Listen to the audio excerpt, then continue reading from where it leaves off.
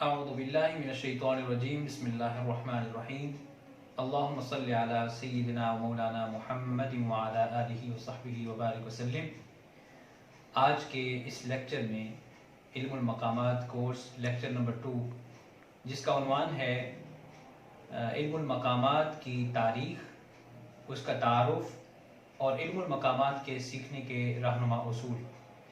اس lecture میں ہم سب سے پہلے علم المقامات کی تاریخ پڑھیں گے، اس کے بعد پھر علم المقامات کا مکمل تعارف، اور اس کے بعد آخر میں علم المقامات کو کیسے سیکھا جائے، اس کے سیکھنے کے کون کون سے طریقے رائج ہیں جن کو اپنانے سے آپ اس فن کو بہتر انداز سے سیکھ سکتے ہیں، بیان کریں گے۔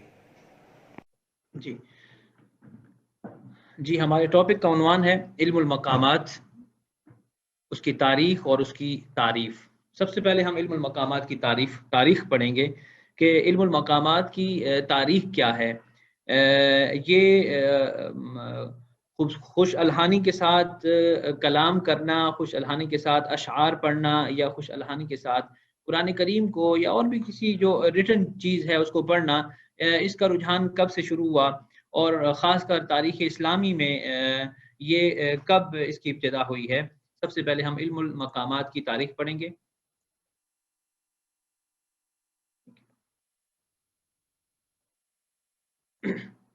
جی تاریخی طور پر کہا جاتا ہے کہ جاہلیت میں، یعنی زمانہ جاہلیت میں غنا موجود تھا، لیکن معاشرے میں زیادہ رائج نہیں تھا، کیونکہ معاشرہ غنا کے علاوہ دیگر چیزوں میں مشغول تھا۔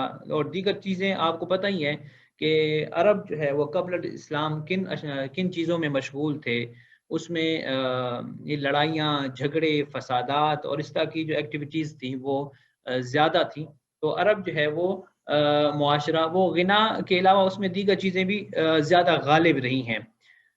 شاعری اس وقت جو ہے وہ گائکی کا موضوع تھی۔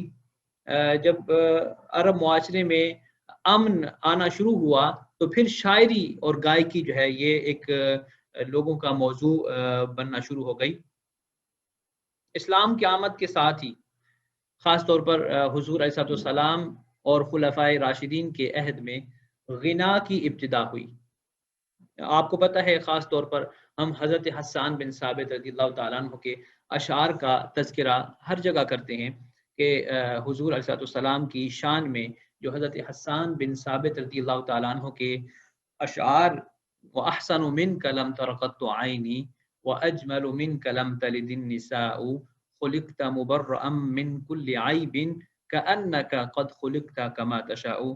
یہ اشعار زمانہ عصر صدر الاسلام میں ہی شروع ہو گئے تھے، اور اس کے بعد پھر اموی دور، جس میں گلوکار اپنی آواز کے ساتھ بغیر آلات کے غنا کرتے تھے۔ یعنی دور اموی میں میوزیکل انسٹرومنٹ نہیں تھے، مگر یہ ہے کہ جو موسیقار تھے، جو شعراء تھے، جو صرف شعر لکھتے تھے، شعر لکھنے کے بعد پھر اس کو ایک خاص قسم کے انداز سے وہ پڑھتے تھے۔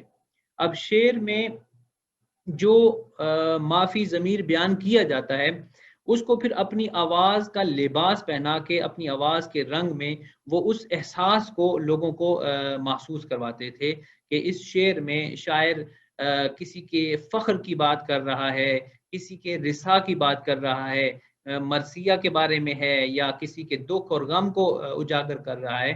تو شاعر اپنی آواز کے ساتھ اس کلام کو نکھارتا تھا، اس کلام کو واضح کرتا تھا کہ یہ کلام کیا کہتے ہیں، دکھ کے بارے میں ہے یا خوشی کے بارے میں ہے۔ آگے کہا جاتا ہے کہ عباسی دور میں عرب موسیقی کا سنہرا دور سمجھا جاتا تھا، جہاں انہوں نے مقامات اور آلات میں اضافہ کیا اور بڑے پیمانے پر ان کا استعمال کیا گیا۔ پھر مصر کا ایک بادشاہ تھا محمد علی پاشا، جس کے دور میں 5 ملٹری میوزیکل اسکول قائم کیے گئے، جو مکمل طور پر ہوا اور پھونک کے آلات پر انحصار کرتے تھے۔ یعنی یہ جو اسکول قائم ہوئے، میوزیکل اسکولز، جس میں باقاعدہ طور پر وہ آلات رکھے گئے کہ جو ہوا اور یعنی سانس یا آپ جسے آپ پھونک بھی کہتے ہیں، پھونک کے آلات جن سے یعنی ایسا جیسے بانسری ہے، آپ اپنی پھونک اس میں ڈالتے ہیں تو اس کی جو ساؤنڈ ہے وہ ایک خوبصورت انداز سے نکھر کے باہر آتی ہے۔ تو اس کے بعد 1913 میں عرب میوزیکل کلب، جو اب انسٹیٹیوٹ آف عرب میوزک ہے، قائم کیا گیا تھا۔ یعنی باقاعدہ طور پر اہل عرب نے اس فن میں اور اس لہجات کے یا اس مقامات کے فن کو باقاعدہ ایک حتمی شکل دی اور اس کے لیے ادارے قائم ہوئے۔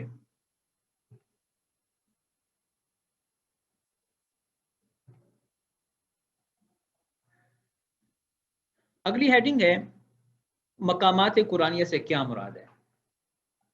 ما ہی المقامات القرآنیہ؟ ہاں، سب سے پہلے مقام کہتے ہیں، ویسے مقام کا جو لغوی معنی ہے لغت کے اعتبار سے، مقام کسی درجے کو، کسی منصب کو یا کسی مرتبے کو کہا جاتا ہے۔ اور یہ ایسا لفظ ہے کہ ہم اپنی اردو زبان میں یا ہندی زبان میں اسے استعمال کرتے ہیں۔ کسی بھی جگہ کو، کسی بھی منصب کو، کسی بھی مرتبہ کو مقام کہا جاتا ہے۔ اور اصطلاح اہل فن یعنی مقامات قرآنیہ کی اصطلاح میں مقام کسے کہتے ہیں؟ کہا گیا ہے کہ اسلوب خاص جدا فی استخدام درجات موسیقیت، یعنی ایک خاص قسم کا اسلوب کہ جو درجات موسیقیہ کے استعمال میں لایا جاتا ہے، ٹھیک ہے؟ یعنی جب آپ اپنی آواز کو نکالتے ہیں، ٹھیک ہے، تو ایک خاص قسم کا اسلوب، ایک خاص قسم کا انداز آپ کی ادائیگی سے نکلے، جیسے یہ میں نے ایک انداز یا ایک درجہ پڑھا ہے، ٹھیک ہے، اسے مقام کہتے ہیں۔ اور موسیقی کے درجات کو استعمال کرنے کا ایک خاص انداز، اس کا باقاعدہ جو ہے انہوں نے وضاحت کی ہے کہ موسیقی کے یعنی موسیقی سے مراد آپ وہ موسیقی نہ لیجئے گا یہ جو ہم انسٹرومنٹ سے سنتے ہیں۔ موسیقی سے مراد آپ کی ساؤنڈ ہے، آپ کی آواز ہے، جس سے آپ اپنے کلام کو نکھارتے ہیں۔ جیسے آپ بول رہے ہیں، کلام کر رہے ہیں، اور آپ کے کلام کا انداز بڑا میٹھا ہے، بڑا شائستہ ہے، بڑا اچھا اور میٹھا ہے، تو یہ جو انداز ہے یہ ہے موسیقی کے درجات۔ یعنی موسیقی آپ کی آواز کے درجات کو استعمال کرنے کا ایک خاص سلیقہ، اسے مقام کہا جاتا ہے۔ دوسری تعریف مقام کی کہا جاتا ہے کہ اظہار درجات معینۃ فی السلم۔ اب سلم کی میں تھوڑی سی یہاں وضاحت کر دیتا ہوں، باقاعدہ ایک جو ہے وہ اس کی جو ہے وہ ایک سلائیڈ بنی ہوئی ہے کہ سلم کسے کہا جاتا ہے۔ سلم کہتے ہیں سیڑھی کو، عربی میں سلم سیڑھی کو کہا جاتا ہے، جس سیڑھی کے ذریعے آپ درجات چڑھ کے چھت پہ جاتے ہیں یا دوسری منزل پہ جاتے ہیں یا تیسری یا چوتھی پہ جاتے ہیں، اسے آپ عربی میں سلم کہتے ہیں۔ تو یہ مقام کی تعریف یہ ہے کہ آپ درجات معینہ کا اظہار کریں سلم میں، یعنی سلم میں سلم الموسیقی، موسیقی کی سیڑھی میں، یعنی اوپر جب آواز لے جاتے ہیں، جیسے میں آپ کو سلم کر کے بتاتا ہوں، جیسے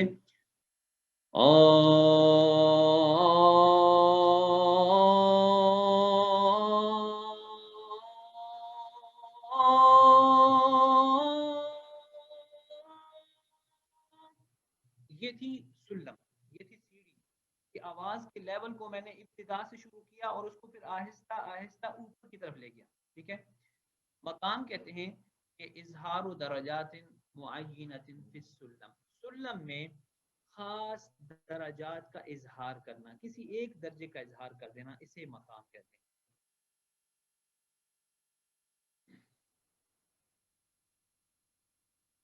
جی، ایک اور تعریف مقام کی یہاں پہ درج ہے کہ مقام ایک مخصوص میوزیکل ڈگری استعمال کر کے، یعنی مخصوص میوزیکل یا مخصوص آواز کا ایک درجہ استعمال کر کے کمپوز کرنے کا ایک خاص طریقہ ہے جو سننے والوں کے کانوں میں ایک خاص قسم کا اثر پیدا کرے، سننے والے جو سامعین ہیں ان کے کانوں میں ایک خاص کیفیت پیدا کرے.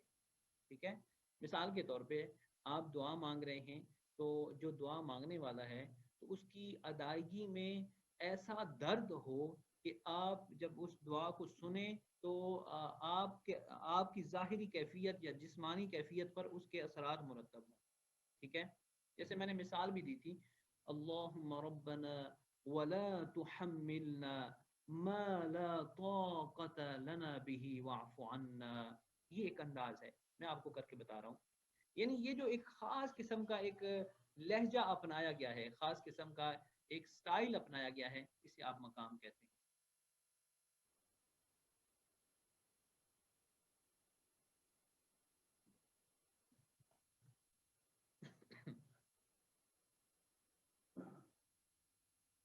اب یہ کچھ وہی چیزیں جو دوبارہ ریپیٹ ہو رہی ہیں. ایک چیز کو میں لے لیتا ہوں یہاں پہ آپ کے سامنے شو ہو رہی ہے. تعریف المقام هو لحن يعبر عن احساس معین او شعور معین. یعنی مقام کی تعریف یہ ہے کہ آپ اپنے لحن کے ذریعے سے، یعنی مقام ایسا لحن ہے، ایسا سٹائل ہے، ایسا آواز کا انداز ہے کہ جو ایک خاص قسم کے احساس کو تعبیر کرے، آپ خاص قسم کے احساس کو پیدا کرے. یہ ہے مقام. چاہے وہ فرحت کو پیدا کرے، فرحت کے احساس کو پیدا کرے، چاہے وہ غمی کے احساس کو پیدا کرے. ٹھیک ہے. اور اس طرح کے جو احساسات ہیں ان کو اجاگر کرے، یہ ہے مقام.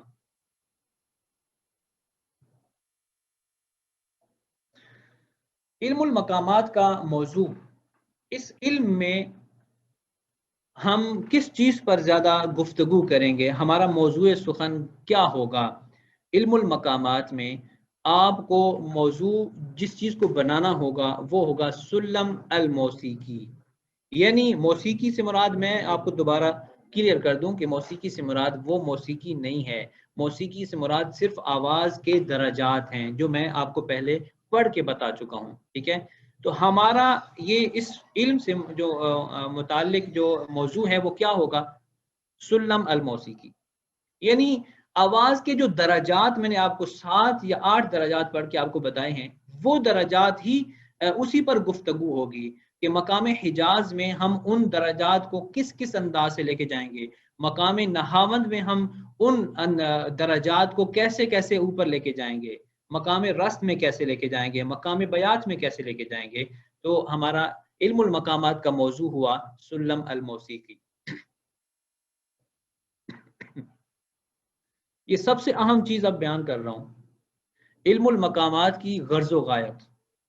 یاد رکھیے گا ہمارا اس کورس کرانے کا مقصد کیا ہے. یہاں پہ آپ کے سامنے یہ آپ کو نظر آ رہا ہے کہ اس علم کا مقصد یہ ہے، اس علم کا مقصد یہ نہیں ہے کہ آپ اچھی آواز میں اچھے انداز سے تلاوت کرنے لگ جائیں اور پھر اس کے بعد پروگرامز میں چلے جائیں اور پھر ٹی وی اور پھر ریڈیو اور یہ اور وہ. یہ اس کا ثانوی آپ کہہ سکتے ہیں مقصد، مگر اصل اوریجنل مقصد اس کا یہ ہے کہ قرآن کریم کو منہج داودی سے پڑھنا. یہ پہلی اس کی غرض ہے. ٹھیک ہے. دوسرا پھر یہ ہے کہ قرآن کریم کو خوبصورت لحن کے ساتھ پڑھنا جس سے خشوع اور خضوع حاصل ہو سکے. ٹھیک ہے. یہ ضروری نہیں ہے کہ آپ قرآن کریم کی تلاوت اسی وقت خوبصورت کریں کہ جب آپ کسی سٹیج پر بیٹھے ہوئے ہوں یا کسی محفل کی ابتدا کر رہے ہوں. نہیں، جب بھی قرآن کریم کی تلاوت آپ کریں، آپ کا معمول ہے کہ آپ صبح فجر کی نماز کے بعد تلاوت کرتے ہیں، تو آپ اس لمحہ اس علم المقامات کو استعمال کرتے ہوئے قرآن کریم کو خوش الحانی کے ساتھ پڑھیں. ٹھیک ہے. اور جیسے فرمایا گیا ہے کہ اقرأ القرآن بلحون العرب واصواتها، حضور علیہ الصلوۃ والسلام نے فرمایا کہ قرآن کریم کو عرب کے لب و لہجہ میں پڑھو. اب اس میں قید نہیں لگائی کہ آپ صرف اس لمحے عرب کے لب و لہجہ اور اس آوازوں میں پڑھنا ہے کہ جب آپ کو سٹیج مہیا ہو، جب آپ کے سامنے بہترین ساؤنڈ سسٹم ہو. ایسا نہیں کہا، بلکہ جب بھی آپ قرآن کریم کی تلاوت کریں، چاہے وہ نماز ہو یا غیر نماز ہو، آپ کو وہ خشوع اور خضوع لے کے آنا ہے. اگر آپ کو قرات جہری میں امامت کا موقع ملتا ہے تو خوش الحانی کے ساتھ قرآن کریم کی تلاوت کریں تاکہ سامعین کو اللہ رب العزت کے کلام کے ساتھ ایک انس پیدا ہو اور قرآن کریم کے نور سے آپ خود بھی منور ہوں اور ان کے دل بھی منور ہوں۔ علم المقامات کا فائدہ، اس علم کو حاصل کرنے کا فائدہ کیا ہے؟ اس علم کو حاصل کرنے کا فائدہ یہ ہے کہ تلاوت کلام الہی کے ذریعے باری تعالی کا قرب حاصل ہوتا ہے اور حضور علیہ السلام کی خوشنودی حاصل ہوتی ہے۔ ایک صحابی قرآن کریم کی تلاوت فرما رہے تھے تو حضور علیہ السلام اس صحابی کی پشت پہ کھڑے ہو کے قرآن کریم سن رہے تھے اور سنتے رہے۔ اب وہ سننے کا سبب کیا تھا کہ وہ قرآن کریم کو خوبصورت انداز سے پڑھ رہے تھے، اتنا اچھا کر کے پڑھ رہے تھے، اتنا اہتمام سے پڑھ رہے تھے کہ حضور علیہ السلام اس جگہ پر رک گئے اور آپ صلی اللہ علیہ وآلہ وسلم نے اس صحابی کا قرآن سنا۔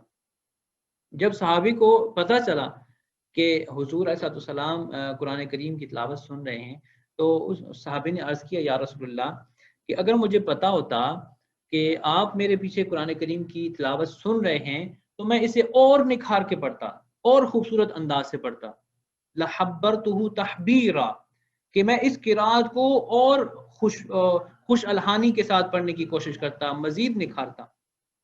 تو اس سے یعنی سنت سے اور قرآن کریم کی آیات سے ہمیں یہی ظاہر ہوتا ہے کہ ہم قرآن کریم کو خوش الحانی کے ساتھ اور خوبصورت طریقے سے پڑھا کریں۔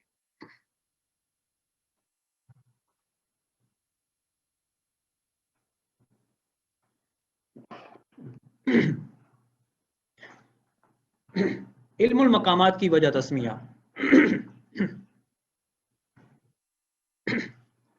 اس لہجات کے فن کو مقامات کا نام کیوں دیا گیا ہے؟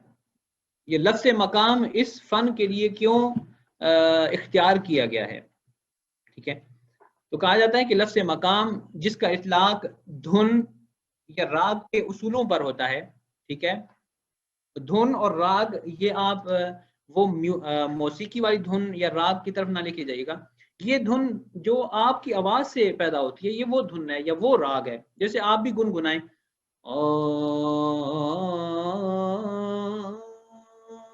یہ دھن ہے، یہ راگ ہے، ٹھیک ہے۔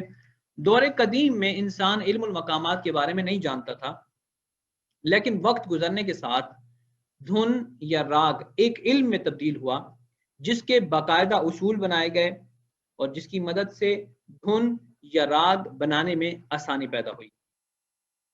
ان اصولوں کو بعد میں علم مقامات کا نام دیا گیا کیونکہ ہر مقام، اب یہ وجہ بتا رہے ہیں کہ ہم علم المقامات، مقامات کا لفظ کیوں استعمال کرتے ہیں اس فن کے لیے اور اس علم کے لیے۔ ان اصولوں کو بعد میں علم مقامات کا نام دیا گیا کیونکہ ہر مقام کے لیے، چاہے وہ مقام بیات ہو، چاہے مقام سیکا ہو، نہاوند ہو، صبا ہو، حجاز ہو، کرد ہو، کوئی بھی مقام ہو، ہر مقام کے لیے ایک الگ صوتی درجہ، جسے آپ انگلش میں ٹون کہتے ہیں، ٹھیک ہے، جیسے او، یہ ایک صوتی درجہ ہے۔ ہر مقام کے لیے ایک الگ صوتی درجہ جو اس مقام کے لیے موضوع اور مناسب ہوتا ہے، جس کو اس مقام کے ساتھ خاص کر دیا جاتا ہے اور اس کو اس کے ساتھ استقرار حاصل ہو جاتا ہے، ٹھیک ہے۔ تو اس درجے کی وجہ سے کہ جناب دو کا تعلق مقام رست کے ساتھ ہے، کیونکہ دو کی ابتدا مقام رست سے ہوتی ہے، ٹھیک ہے، میں مقام رست دو سے شروع ہوتا ہے، بیات درجہ رے سے شروع ہوتا ہے، ٹھیک ہے، سیکا درجہ می سے شروع ہوتا ہے۔ اب ہر مقام کوئی نہ کوئی درجے سے، کسی نہ کسی درجے سے شروع ہوتا ہے، تو جس درجے سے جو لہجہ شروع ہو اس کو مقام کہتے ہیں یا اس کو جگہ کہتے ہیں۔ تو اس کی جو وجہ تسمیہ ہے وہ یہ ہے کہ چونکہ کسی نہ کسی جگہ سے مقام نے شروع ہونا ہوتا ہے، تو جس جگہ سے شروع ہوگا اس کو مقام آپ کہیں گے، اور اس مقام کی وجہ سے اس کو علم المقامات کا نام دے دیا گیا ہے۔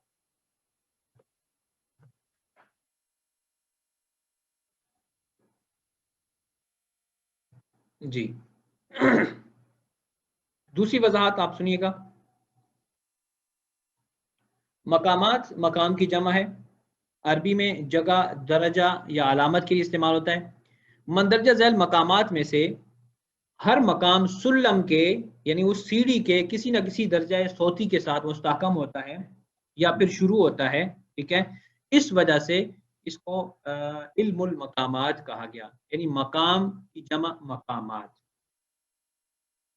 اب مقامات کی تعداد کتنی ہے؟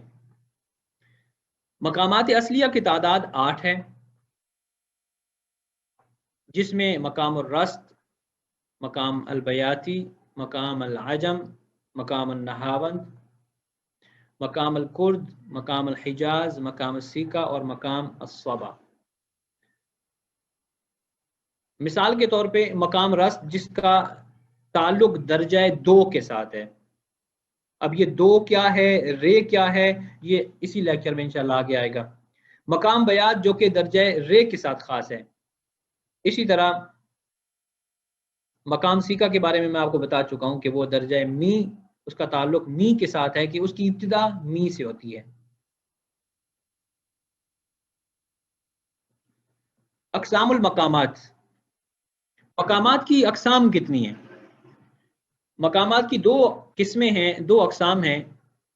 ایک قسم کو مقامات غربیہ کہا جاتا ہے اور اس کی دوسری قسم کو مقامات شرقیہ کہا جاتا ہے۔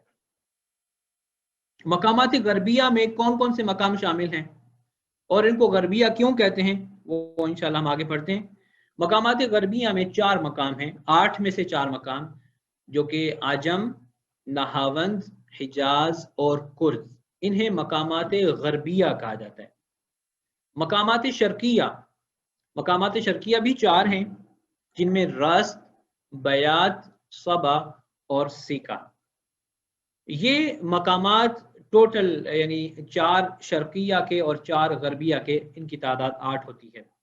مقامات غربیہ اور شرقیہ میں فرق، پہلے میں بھی وضاحت کر دوں کہ مقامات غربیہ اور شرقیہ کیوں کہا جاتا ہے۔ مقامات غربیہ وہ مقامات ہیں، یعنی عجم، نہاوند، حجاز اور کرد، جو اہل غرب زیادہ استعمال کرتے ہیں۔ غرب سے مراد کون؟ غرب سے مراد یہ یورپین کنٹریز ہیں، امریکہ، کینیڈا کی جو موسیقی ہے اس میں یہ سلم زیادہ استعمال ہوتی ہے، جو مقام حجاز، کرد، نہاوند اور عجم میں ہوتی ہے۔ یہ سلم، یہ سیڑھی، یہ موسیقی کی سیڑھی یا درجات کی سیڑھی، یہ زیادہ استعمال ہوتی ہے اہل غرب میں، تو اس لیے ان کو مقامات غربیہ کہتے ہیں۔ اب یہ نہ سمجھیے گا کہ یہ مقامات آئے ہی غرب سے ہیں، نو، ان کا تعلق اہل عجم کے ساتھ ہے اور غرب سے ان کا تعلق نہیں ہے، بلکہ شرق کے ساتھ ان کا تعلق ہے۔ اہل مقامات کے جو بانی ہیں وہ اہل شرق ہیں، نہ کہ اہل غرب ہیں، ٹھیک ہے۔ مگر کثرت سے وہاں کی جو موسیقی ہے وہ اس سلم کو استعمال کرتی ہے، تو ان کا تعلق اور ان کی نسبت قائم کر دی گئی ہے کہ یہ ہیں مقامات غربیہ۔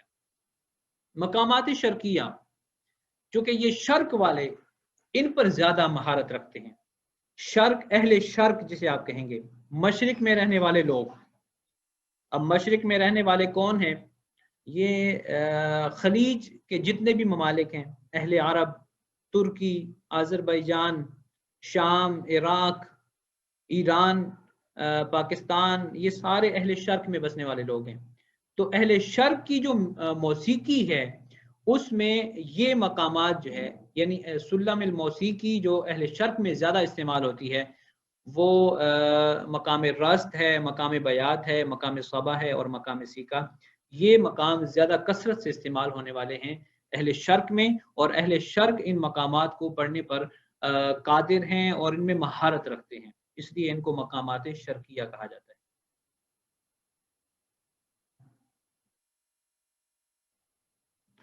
اب یہاں پہ فرق، مقامات غربیہ اور مقامات شرقیہ میں فرق کیا ہے، دونوں میں فرق کیا ہے؟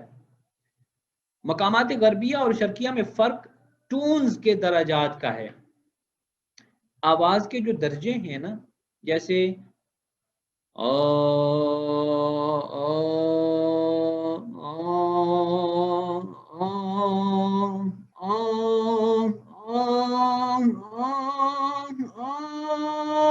یہ جو میں نے ابھی 8 درجات آپ کے سامنے پڑھے، ان درجوں کے درمیان کوئی ڈسٹینس بھی ہے، کہ آپ نے پہلا جو سٹیپ اٹھانا ہے آواز کا وہ کتنا لینتھی ہو، یعنی اگلے سٹیپ پر پہنچنے کے لیے آپ کو کتنا گیپ رکھنا ہے، کتنا ڈسٹینس رکھنا ہے.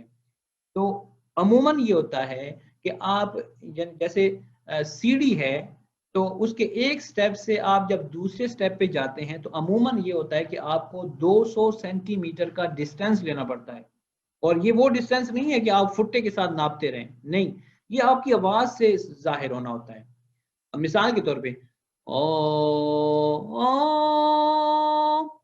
اب دیکھو میں نے بہت زیادہ گیپ لے لیا، یعنی بہت زیادہ درجات میں نے عبور کر کے تو آواز نکالی ہے. ٹھیک ہے،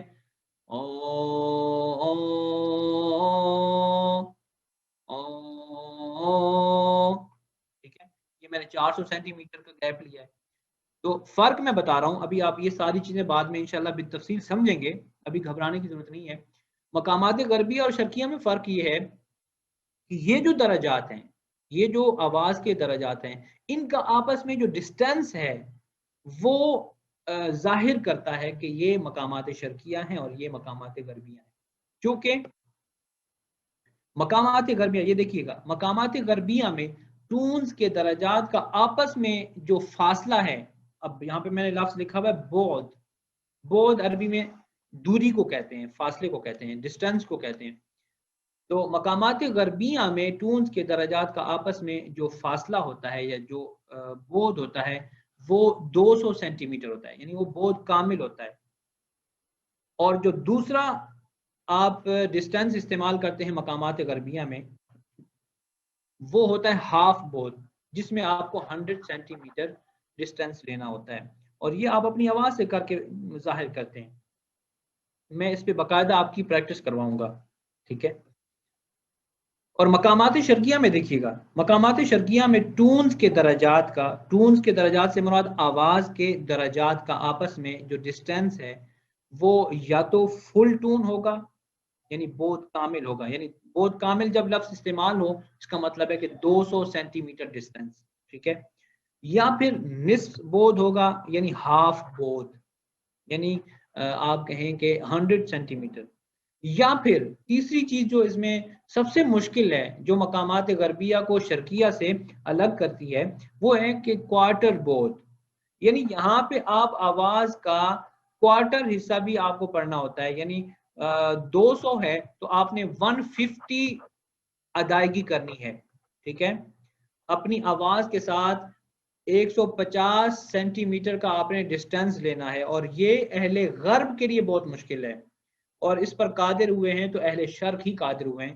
اور یہ جو مقامات شرقیہ میں ہیں، آپ دیکھیں گے مقامات شرقیہ میں یہ جو کوارٹر ٹون ہے اس کا کثرت سے استعمال ہے.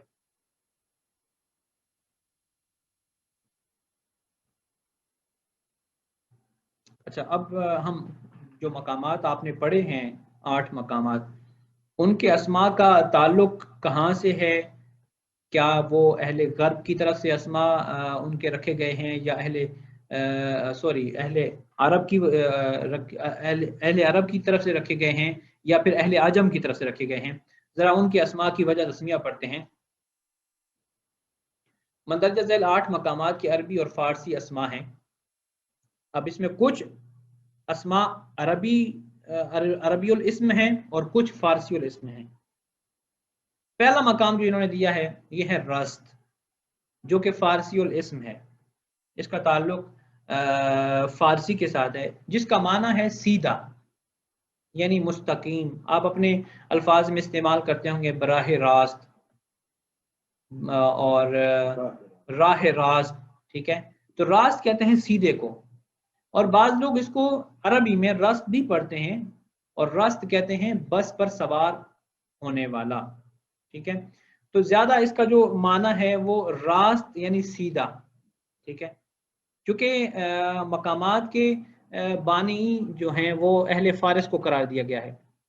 فارسی جو لوگ ہیں انہوں نے ان مقامات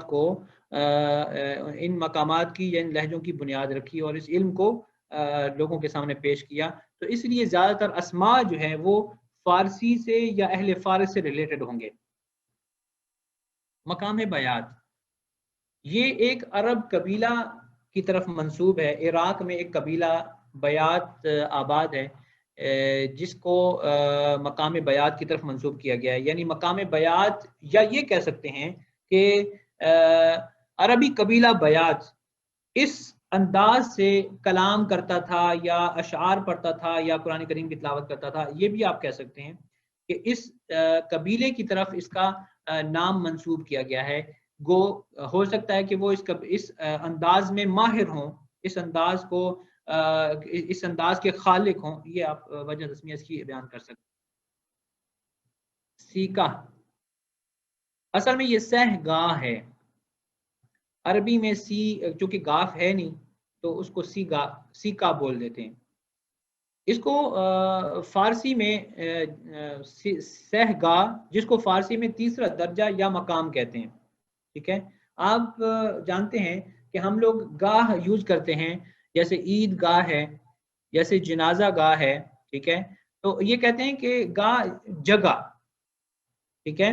سہ گاہ تیسری جگہ، یعنی ایسا مقام کہ جو تیسری جگہ سے شروع ہو اسے سیکا کہتے ہیں۔ تو آپ اگر مشاہدہ کریں، آپ دیکھیں اور کریں تو پہلا درجہ ہے دو، دوسرا ہے رے اور تیسرا ہے می، تو مقام سی کا درجہ می سے شروع ہوتا ہے، تیسرے درجے سے شروع ہوتا ہے، اس لیے اسے سی کا کہا جاتا ہے۔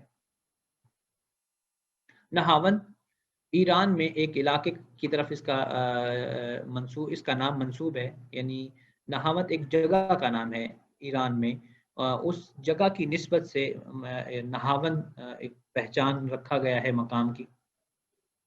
کرد، جو کہ عراق میں واقع صوبہ کردستان کی طرف منسوب ہے۔ حجاز، بلاد عربیہ میں ایک علاقے کا نام ہے جسے آپ حجاز مقدس بھی آپ استعمال کرتے ہیں۔ حجاز مقدس 3 شہروں کے لیے بولا جاتا ہے، جس میں حرمین شریفین یعنی مدینہ منورہ اور مکہ معظمہ، اور اس کے علاوہ ایک اور سٹی ہے جو کہ اس وادی حجاز میں آتی ہے، یعنی حجاز بلاد عربیہ میں ایک خاص علاقے کا نام ہے، اس کی طرف اس لہجے کو منسوب کیا گیا ہے۔ صبا، عربی میں خوبصورت فضا اور تازہ ہوا کو کہا جاتا ہے، تو اس مقام کی نسبت اس صبا کے ساتھ، اس ہوا کے ساتھ کی گئی ہے۔ عجم، یہ اہل عجم، اب اہل عجم سے مراد ہم لوگ بھی عجم ہی ہیں، مگر یہاں پہ مراد اہل غرب، جو عجم اہل غرب میں بستے ہیں وہ ہیں، چونکہ اس مقام کو کثرت سے استعمال کرنے والے اہل غرب ہیں، یعنی جو یورپین کنٹریز میں بسنے والے لوگ۔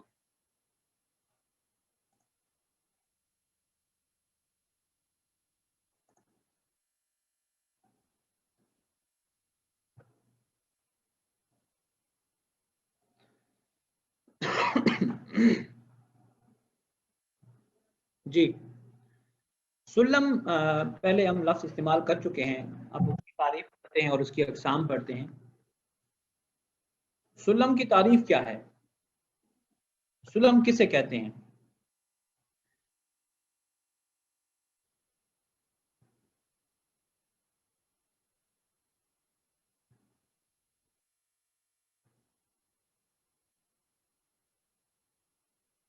جی،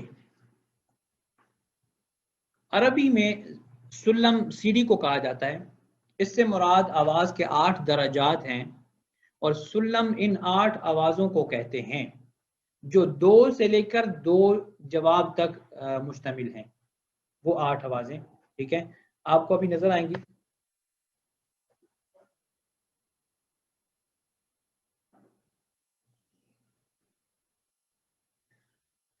یہ دیکھیے آپ کو نظر آ رہا ہے،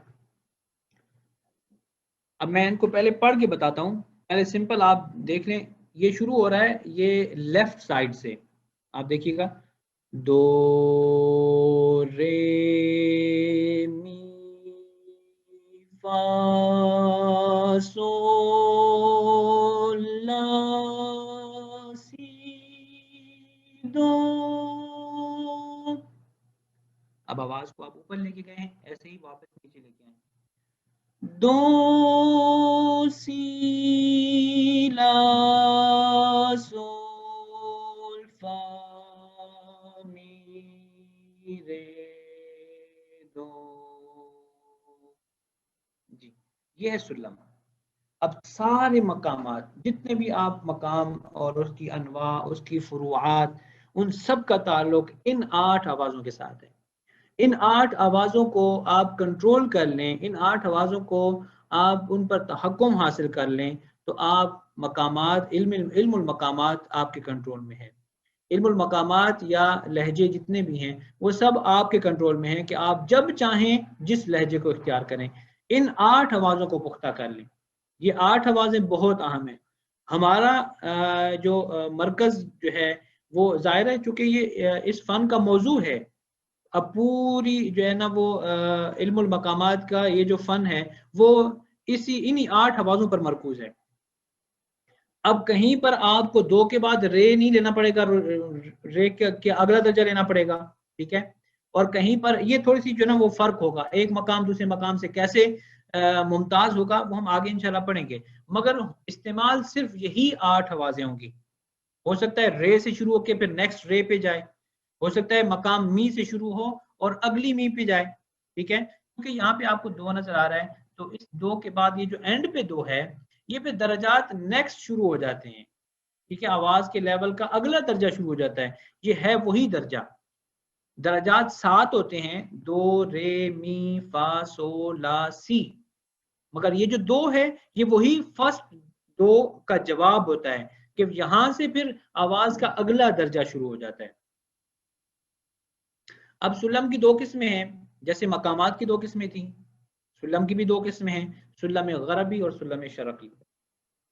سلم غربی اس سے مراد آواز یعنی ٹون کے درجات کے مابین مسافت کی مقدار یا تو فل ٹون ہو یعنی بہت کامل، جیسے میں پہلے بیان کر چکا ہوں مقامات کی جو اقسام ہیں اس میں، یا پھر ہاف ٹون ہو، یہ سلم غربی ہے۔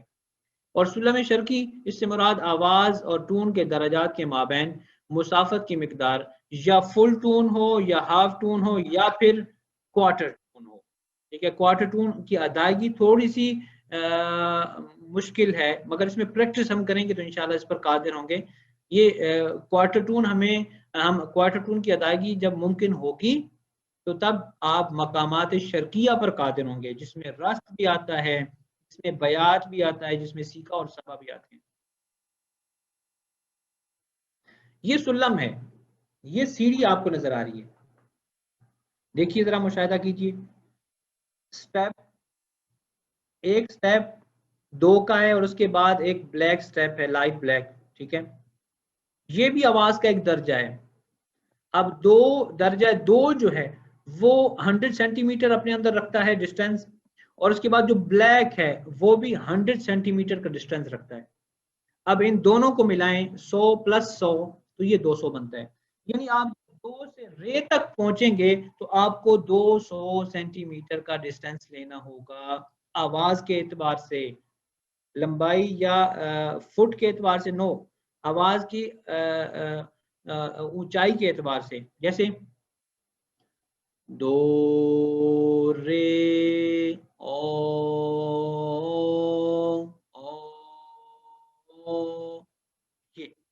یہ جو ڈسٹینس آ رہا ہے یہ 200 سینٹی میٹر کا ہے۔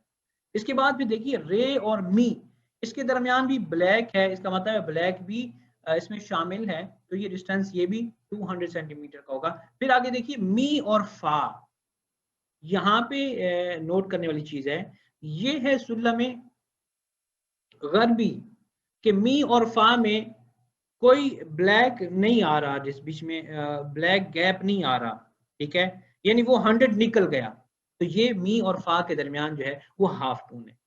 ذرا آپ سماعت کیجئے گا، دو رے می فا می فا، معمولی سا آپ اوپر جاتے ہیں، می سے اوپر جب فا کی طرف آپ کو جانا ہوتا ہے تو معمولی سا جاتے ہیں، ٹھیک ہے، یعنی آپ کو 100 سینٹی میٹر ڈسٹینس لینا ہوتا ہے۔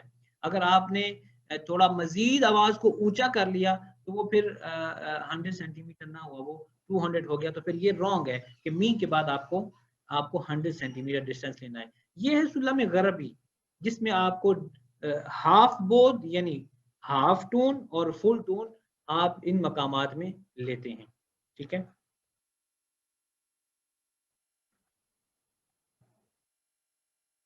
یہاں پہ آپ کو یہ نظر آ رہا ہے یہ صرف آپ کو دکھانے کے لیے ہے، اس کو استعمال نہیں کرنا. ٹھیک ہے. چونکہ ہم اس فن کو، علم المقامات کو انسٹرومنٹ کے ساتھ نہیں پڑھیں گے. حالانکہ یہ فن علم المقامات جو موسیقی کے اداروں میں جو اس فن کو پڑھایا جاتا ہے وہ باقاعدہ میوزیکل انسٹرومنٹ کے ساتھ پڑھایا جاتا ہے، مگر ہمارا طریقہ تھوڑا سا مختلف ہے. میں نے جن اساتذہ سے سیکھا ہے، چونکہ وہ ان کا تعلق یا وہ منشد تھے یا وہ قاری تھے، ان کا تعلق یا قرآن کریم کے ساتھ تھا یا پھر حضور علیہ السلام کی مدح کے ساتھ تھا، تو وہ اس میں استعمال اس کا جو ہے وہ جائز نہیں سمجھتے، اور وہ موسیقی کو قرآن کے تابع کر کے، قرآن کو موسیقی کے تابع کر کے پڑھنا یہ جائز نہیں ہے، بلکہ جو لہجات ہیں یا جو سٹائل ہیں وہ قرآن کے قواعد کو متاثر نہ کریں. ٹھیک ہے. یعنی قرآن کے قواعد اگر متاثر ہو رہے ہیں آپ کے انداز سے تو یہ ناجائز ہے. ہم نے اس بات پر فوکس کرنا ہے کہ قرآن کریم کے جو قواعد ہیں، قواعد تجوید ہیں، وہ متاثر نہ ہوں، تو آپ اس کو بہتر انداز سے پڑھیں. یہ صرف آپ کو درجات دکھا رہا ہوں، یہ آواز کے درجات ہیں. ٹھیک ہے. دیکھیے ذرا، دو رے می فا، می اور فا کے درمیان بلیک اسپیس نہیں ہے. ٹھیک ہے. تو یہ 100 سینٹی میٹر ہے. سو لا سی دو. ٹھیک ہے. یہ آپ مشاہدہ کر رہے ہیں. دوبارہ میں پڑھتا ہوں. دو رے می فا سو لا سی دو، دو سی لا سول فا می رے دو. ان کلمات کو یاد کر لیں گے تو زیادہ مناسب ہے، وگرنہ ان کا استعمال تو کلمات میں نہیں ہے. کلمات میں تو آپ کو یا جو ہے اپنی آواز ہی استعمال کرنی ہے، جیسے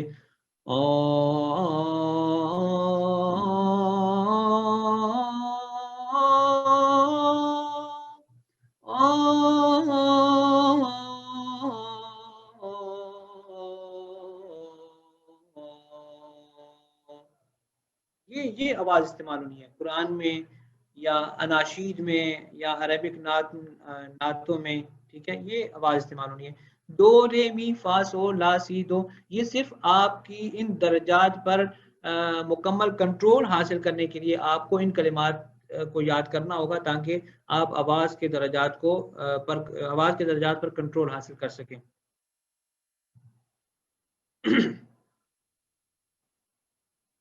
جی.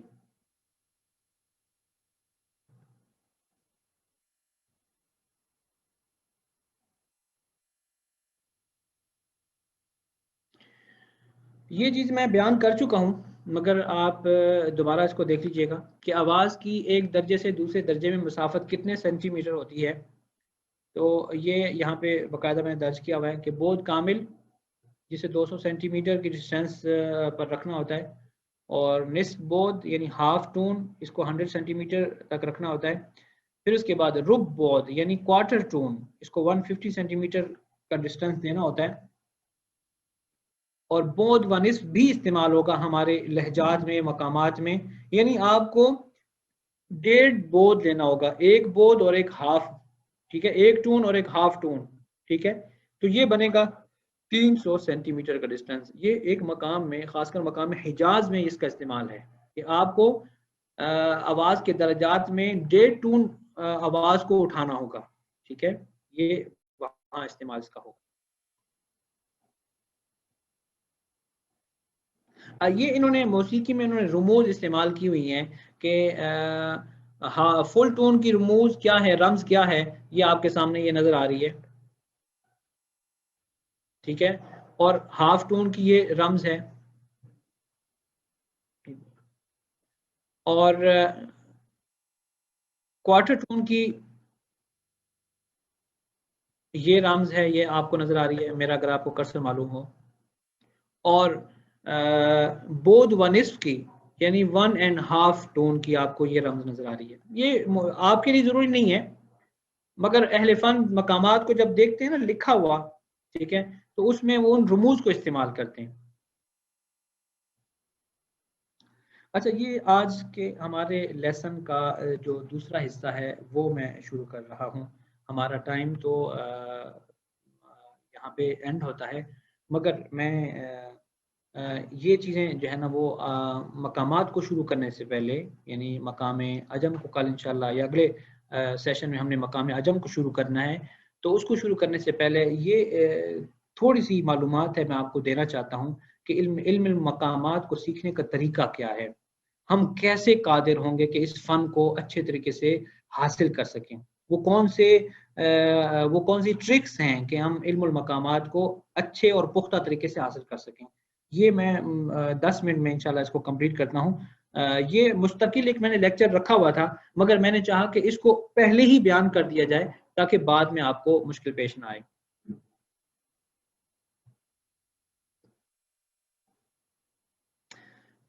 علم مقامات کو حاصل کرنے کے 2 طریقے ہیں. پہلا طریقہ سماعیہ، دوسرا طریقہ علمیہ. سماعیہ سے مراد یہ ہے کہ آپ سن کر کسی مقام کو سنیں کسی شیخ کے پاس بیٹھ کے اور اس کو حاصل کریں اپنے ذہن کی طاقت سے، ٹھیک ہے، اسے غور سے سن کر اور اس کو اسی جیسا پڑھ کے سنا دینا، ٹھیک ہے، اس پر عبور حاصل کر لینا. یہ طریقہ سماعیہ ہے. طریقہ علمیہ یعنی آپ اس کو انسٹرومنٹ کی مدد سے، صرف اپنے غور و فکر کی مدد سے نہیں، ٹھیک ہے، یا آپ استاد کے سامنے بیٹھے ہیں اور استاد آپ کو سکھا رہا ہے، اس کی غلطیاں، آپ کے اندر جو غلطیاں پیدا ہو رہی ہیں وہ دور کر رہا ہے. یہ طریقہ سماعیہ ہے. طریقہ علمیہ یہ ہے کہ باقاعدہ انسٹرومنٹ کے ذریعے سے آپ کو سمجھایا جائے کہ یہ مقام اس طرح جائے گا، اس طرح اس کے سلالے میں اس کے جو درجات ایسے ایسے جائیں گے. یہ طریقہ علمیہ ہے. یہاں پہ میں تھوڑی وضاحت کی، ذرا پڑھ لیجئے کہ اس سے مراد طلبہ اپنے اساتذہ کو پڑھتے ہوئے سنیں اور پھر اسی انداز سے پڑھنے کی کوشش کریں. اب اساتذہ سے مراد یہ بھی ہو سکتا ہے کہ یوٹیوب سے آپ کسی شیخ کو سن لیں یا اس کی ریکارڈنگ سن لیں، اس کی ویڈیو دیکھ لیں، یا پھر بالمشافہ اس کے سامنے بیٹھ کے سنیں، ٹھیک ہے، اور اس کو اسی انداز میں پڑھنے کی کوشش کریں. یعنی سماعت کے ذریعے علم کو حاصل کرنا یہ طریقہ بہت سادہ اور بہت آسان ہے، اور قرآن کریم اور اناشید کے لیے یہی طریقہ سوٹیبل ہے. ہم انسٹرومنٹ کے استعمال کا یہاں پہ جو ہے وہ رواج نہیں ڈالنا چاہتے کہ انسٹرومنٹ کے ذریعے آپ علم المقامات کو سیکھیں. نہیں، آپ علم المقامات کو طریقہ سماعیہ کے ذریعے سیکھیں. غور و فکر کریں کہ استاد نے اس درجے کو کیسے ادا کیا ہے، ٹھیک ہے، آواز کا کون سا لیول تھا، اور اس پر غور کر کے پھر آپ اس لہجے کو اپنائیں. طریقہ علمیہ یہ طریقہ میوزیکل سینٹرز میں اپنایا جاتا ہے، جس میں مقامات کو سکھانے کے لیے میوزیکل آلات کا استعمال کیا جاتا ہے، اور یہ طریقہ گلوکار اپناتے ہیں. اور یہ طریقہ سماعیہ سے قدرے مشکل ہے. ظاہر ہے گلوکار جو ہے یا جو کیا کہتے ہیں آرٹسٹ ہے، وہ اپنے آپ کو انسٹرومنٹ کے تابع کر دیتا ہے. انسٹرومنٹ کی طرف سے جو آواز موصول ہوگی وہی آواز اس نے اپنے منہ سے نکالنی ہے. تو طریقہ سماعیہ میں جو لوگ ہوتے ہیں وہ آواز ان کی محتاج ہوتی ہے، وہ انسٹرومنٹ کی محتاج نہیں ہوتی، ٹھیک ہے. وہ مالک ہوتے ہیں کہ وہ اس آواز کو جس طرح چاہیں خوبصورت بنا کے پیش کریں. طریقہ سماعیہ میں صرف شیخ کے پاس بیٹھ کے علم حاصل کرنا نہیں، بلکہ تمام تر قواعد جو کہ علم مقامات سے متعلق ہیں، استاذ بغیر کسی میوزیکل آلات کے ان قواعد کو سکھاتا ہے، ٹھیک ہے. قواعد کا انکار نہیں ہے کہ آپ قواعد ہی نہ سیکھیں. جو رولز بنائے ہوئے ہیں کہ مقام حجاز کو ایسے ایسے پڑھنا ہے، ان رول کو آپ یہ کہہ دیں کہ ان رول کو آپ پس پش ڈال دیں اور آپ اس مقام کو اچھے انداز سے پڑھ سکیں گے، تو یہ ناممکن ہے. رولز کو فالو کرنا ضروری ہے، صرف انسٹرومنٹ کا استعمال نہیں کرنا، کیونکہ انسٹرومنٹ کا استعمال جو ہے طریقہ سماعیہ میں نہیں آتا، طریقہ علمیہ میں آتا ہے، اور وہ دوسری فیلڈ والے جو لوگ ہیں وہ اس کا استعمال کرتے ہیں اور اپنے آپ کو اس کے تابع رکھتے ہیں. چونکہ قرآن کریم کو نہ تو کسی میوزیکل انسٹرومنٹ کے تابع کیا جا سکتا ہے اور نہ کیا جانا جائز ہے، ٹھیک ہے. تو آپ اس لہجے کی مٹھاس کو اپنی آواز سے بہتر تو بنا سکتے ہیں مگر اس کو کسی انسٹرومنٹ کے ساتھ اٹیچ نہیں کر سکتے.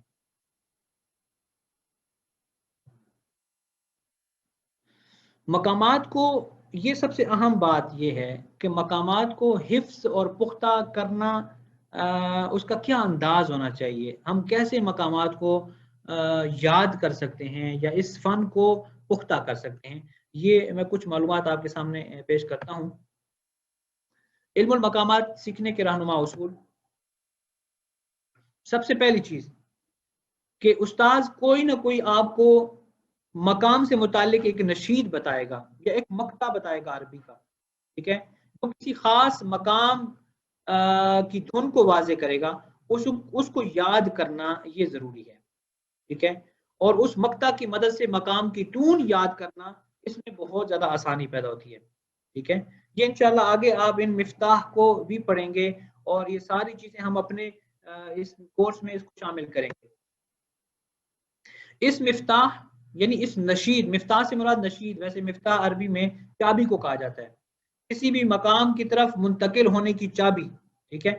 اس نشید کے مقطع کو بار بار دہرائیں، بار بار گنگنائیں، پھر اس نشید کو، جو نشید کلمات کی صورت میں ہوگا، پھر اس کو آہات کی صورت میں گنگنائیں، لاآت کی صورت میں. آہات یعنی مثال کے طور پہ طالع البدر علینا ہے، طلع البدر علينا من ثنيات الوداع وجب الشكر علينا ما دعا لله داع. سب سے پہلے استاد آپ کو ایک نشید دے گا، اس کا مقطع دے گا کہ آپ اس کو یاد کریں، اور اس مقام کو یا اس لہجے کو یاد کرنے کے لیے آپ کے پاس یہ چابی ہے. اس کو یاد کریں، اس طرز کو یاد کریں، پھر اس طرز کو بغیر کلمات کے دہرائیں.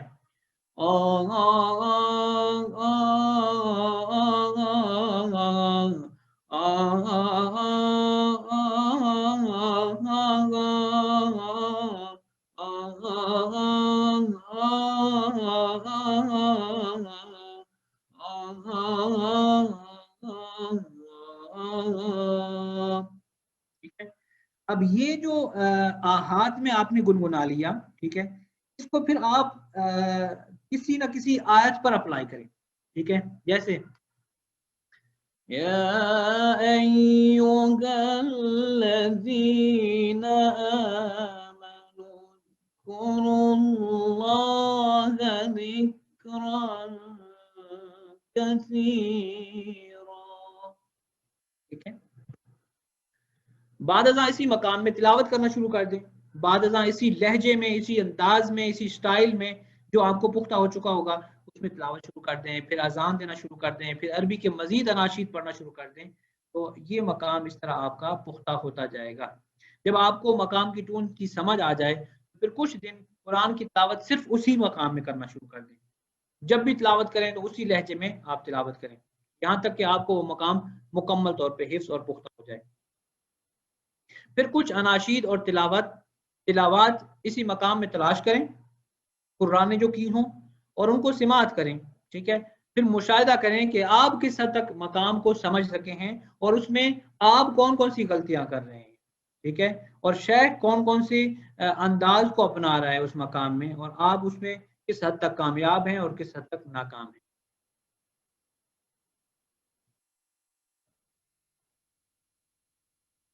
اس کے بعد کچھ عربی اشعار لیں اور ان کو اسی مقام میں پڑھنے کی کوشش کریں جس مقام کی آپ نے پہلے پریکٹس کر لی ہے. اس کے بعد پھر پہلے مقامات اساسیہ پر فوکس کریں، یعنی پہلے یہ جو 8 مقام ہیں ان پر آپ غور کریں. بعد میں جا کے آپ کو مقامات فرعیہ جو ہیں، یعنی ہر مقام کی مزید شاخیں ہیں، اس کے بعد جا کے آپ مقام اصل اگر آتا ہوگا تو اس کی فروعات بعد میں آپ کو خود بخود اس کی فروعات بھی آنا شروع ہو جائیں گی، اور اس پر پریکٹس کرنے سے آپ کو آسانی سے فروعات حاصل ہو جائیں گی. کچھ اہم باتیں جن کا جاننا ضروری ہے کہ مقامات کو سیکھنے کے دوران اگر آپ غلطی کریں تو اس سے مایوس ہونے کی ضرورت نہیں ہے. ابتدا میں آپ ہو سکتا ہے کہ بار بار غلطیاں کریں، بار بار آپ سے آواز ادا نہ ہو، آواز اس طرح کی پیدا نہ ہو. تو یہ ظاہر ہے کسی بھی فن کو حاصل کرنے کے لیے آپ کو تھوڑا سا اس فن کے ساتھ کنیکٹ ہونا ہوتا ہے، اس کے ساتھ جڑنا ہوتا ہے، اس کو تھوڑا ٹائم دینا ہوتا ہے. تو انشاءاللہ بار بار پریکٹس کرنے سے آپ کو یہ فن آسانی سے انشاءاللہ حاصل ہو جائے گا. علم مقامات جو بہت محنت طلب علم ہے، جس کو بار بار دہرانا ضروری ہے. ایسا نہیں ہے کہ آپ نے مجھ سے سن لیا اور اس کے بعد پورا ہفتہ آپ نے پریکٹس نہ کی اور پھر نیکسٹ ویک آپ آ گئے اور اس مقام کی آپ کہیں کہ مجھے سمجھ نہیں آئی. تو یہ حق بجانب ہے کہ ظاہر ہے اگر آپ ایک مقام کو 3 سے 4 گھنٹے نہیں دیں گے. میں نے اس لیے ایک لیکچر سے دوسری لیکچر میں جو گیپ رکھا ہے 1 ویک کا، اس کی وجہ یہی ہے کہ آپ بار بار پریکٹس کریں تاکہ ایک مقام ہمارا 1 ہفتے میں لازمی طور پہ تیار ہونا چاہیے. روزانہ کی بنیاد پہ پریکٹس کریں. ٹھیک ہے، جتنی پریکٹس کریں گے اتنا آپ اپنے اس مقام میں پختہ ہوں گے. جب تک آپ اپنی آواز پر تحکم یعنی کنٹرول حاصل نہ کر لیں اس وقت تک اس مقام کو بار بار دہراتے رہیں. پھر آپ کو اس علم سے متعلق کوئی بھی سوال اگر درپیش ہو تو ضرور وہ سوال پوچھیں. کہیں پر آپ کو رکاوٹ آ رہی ہو تو آپ ضرور اس میں تردد نہ کریں، ہیزیٹیٹ نہ کریں، تاکہ کوئی گوشہ رہ نہ جائے، کوئی پہلو رہ نہ جائے. پھر آخری چیز یہ ہے کہ ہم لوگ علم المقامات کسی ایسے شخص سے حاصل کرتے ہیں کہ جو خود متقن نہیں ہے، جس کے اندر خود کنٹرول نہیں ہے، جو مقامات پر اتنا خود اپنے آپ کو ماہر نہیں کر سکا، خود اس کے مقامات، اس کی آواز کے درجات ناقص ہیں، آواز پر کنٹرول نہیں ہے. تو ایسے شیخ سے پڑھنے کی جو ہے اس کے نقصان ہی ہے، اس کے فوائد حاصل نہیں ہیں. ٹھیک ہے، اکثر ہم لوگ جب یوٹیوب سے تلاوتیں سنتے ہیں بڑے شیوخ کی، تو یوٹیوب پہ آپ کو پتا ہے کہ آواز اتنی کلیئر نہیں ہوتی، ساؤنڈ زیادہ ہوتا ہے، اس میں ایکو زیادہ ہوتی ہے، آواز کی گہرائی تک آپ نہیں پہنچ سکتے، آواز کے درجات کی گہرائی تک نہیں پہنچ سکتے. ٹھیک ہے، تو یہ جب تک آپ کسی استاد کے سامنے بیٹھ کر پڑھیں گے نہیں اور وہ آپ کی غلطیاں درست نہیں کرے گا تب تک آپ اس فن میں ماہر نہیں ہو سکتے. تو آپ کو کسی متقن استاد کی خدمات حاصل کرنا ہوگی، اور ایسا استاد کہ جو اس فن میں ماہر ہو. اگر کوئی ناقص استاد چوز کریں گے تو آپ بھی ناقص رہ جائیں گے. الحمدللہ رب العالمین. آج کا یہ دوسرا سیشن ہماری اس گفتگو سے ختم ہوتا ہے. میں سب سے پہلے تو معذرت خواہ ہوں کہ آج کا لیکچر تھوڑا طویل ہوا، اور یقیناً یہ چیزیں بہت ضروری تھیں کہ علم المقامات جو مقامات یا لہجات ہیں ان کو شروع کرنے سے پہلے اس کی جو ہسٹری ہے، اس کا تعارف ہے، یا اس کی جو ٹرمز ہیں، اصطلاحات ہیں، وہ ہمیں آنا ضروری تھی. اور انشاءاللہ ہم اگلے سیشن میں آپ کی جو تجاویز ہوں گی یا آپ کو جس حوالے سے پریشانی ہوگی وہ آپ ہم سے شیئر کرتے رہیں گے. تو ہم انشاءاللہ نیکسٹ ویک مقام عجم کو شروع کریں گے.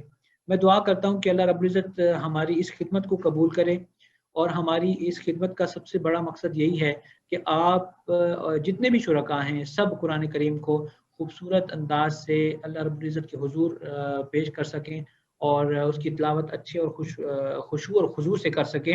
یہ سب سے بڑا مقصد ہے. اس کے لیے ہم کوشش کر رہے ہیں، اور ہم کوشش کریں گے کہ جہاں تک ہم سمجھا سکے آپ کی مدد کرتے رہیں گے. اللہ رب العزت ہماری اس خدمت کو قبول کریں. بارک اللہ فیکم.